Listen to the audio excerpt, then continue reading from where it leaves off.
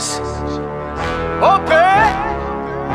Yo, salutations mes humains, c'est OP, j'espère que vous allez bien. Bienvenue sur ma chaîne YouTube et bon week-end à toutes et à tous. On se retrouve bien évidemment pour l'avant-match de ces 32e de finale de Coupe de France. Match qui va opposer les amateurs de l'US Revel face au Paris Saint-Germain. Mais avant toute chose, on s'abonne à la chaîne si ce n'est toujours pas fait. La petite clochette à côté, on clique dessus pour les notifications. Le référencement, on met son plus beau pouce bleu et on lâche son petit commentaire. Alors les gars, ça va être simple. On va se faire quelques détails de l'US Revel et du Paris Saint-Germain. Ensuite, on parlera un petit peu de l'US Revel. Je ne vais pas vous mentir, la 6e division, c'est pas trop mon dada. Et ensuite, on finira comme d'habitude avec nos rouges et bleus. Et on commence tout de suite avec les détails. Demain soir, nos rouges et bleus vont rentrer dans cette magnifique compétition qui est la Coupe de France pour ses 32e de finale. Coup d'envoi à 20h45 au stade Pierre Fabre à Castres et c'est retransmis sur beIN Sport 1. Au classement, les gars, donc au classement de leurs championnats respectifs, la Régionale 1 pour l'US Revel et la Ligue 1 pour le Paris Saint-Germain. L'US Revel est premier. Alors, c'est par zone géographique, hein, si je ne dis pas de bêtises, en Régionale 1. Et en Ligue 1, sans grande surprise, le Paris Saint-Germain, premier leader.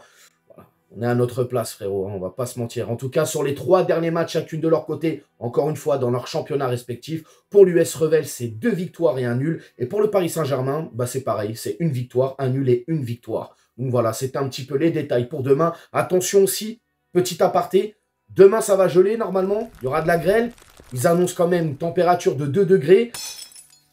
On va détailler aussi par rapport au terrain, tout ça, ça va être compliqué. En tout cas, c'était fini pour les détails et on commence tout de suite avec l'US Revel. On va parler un petit peu de cette magie de la Coupe de France, justement.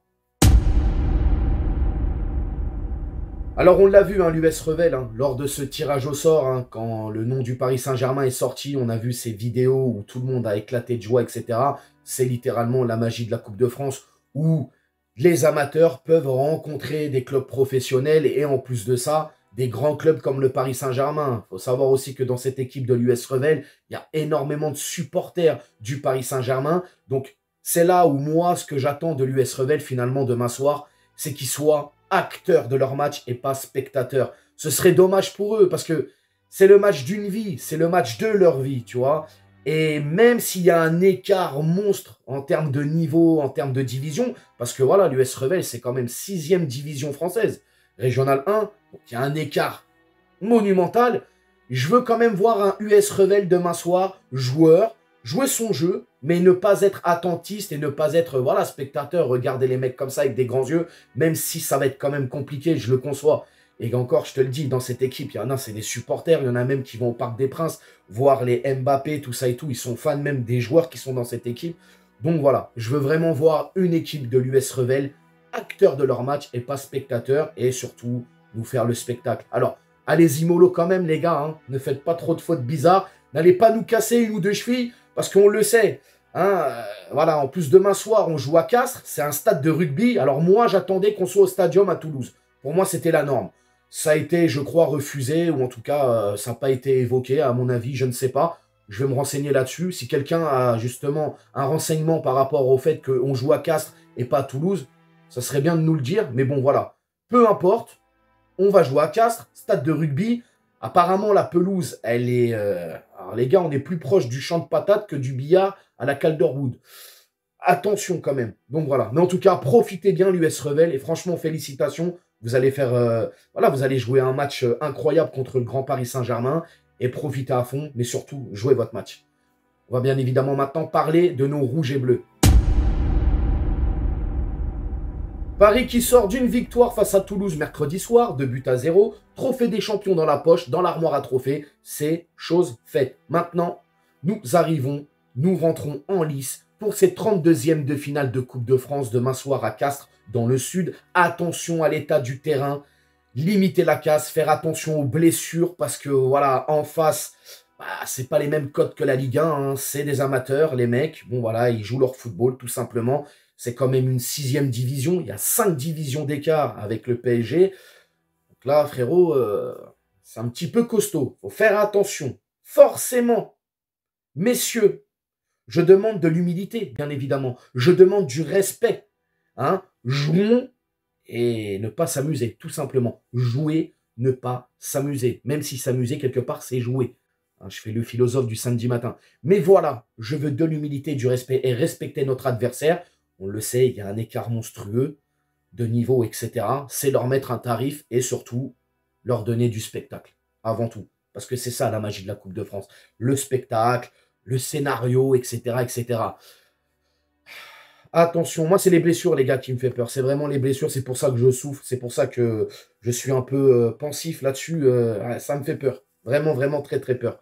Mais bon, en tout cas, pour ce qui est du 11 de départ de demain soir, moi j'y vais en 4-3-3 les gars. 4-3-3, équilibre, tout ce qu'il y a de plus normal. Bien évidemment, on le sait, Navas est revenu dans le groupe. Donc forcément, je fais tourner et je mets Keylor Navas, enfin, je l'espère en tout cas, qui sera là demain soir titulaire. Mais moi, si j'étais le coach, je mets Keylor Navas dans les cages. Ensuite, je pars avec Danilo et Beraldo en charnière centrale. Oui, je lance le petit, allez hop, dans le bain tout de suite. Lucas Hernandez à gauche, Mukiele à droite. On a un peu de, voilà, d'expérience, de l'assise défensive hein, sur les côtés.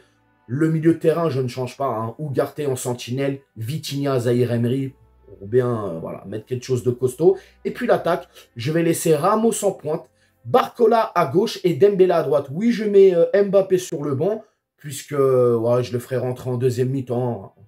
Moi, je serai plutôt de cet avis-là. Pour le score, les gars, je vais partir sur un 1-5. Alors, pourquoi 1?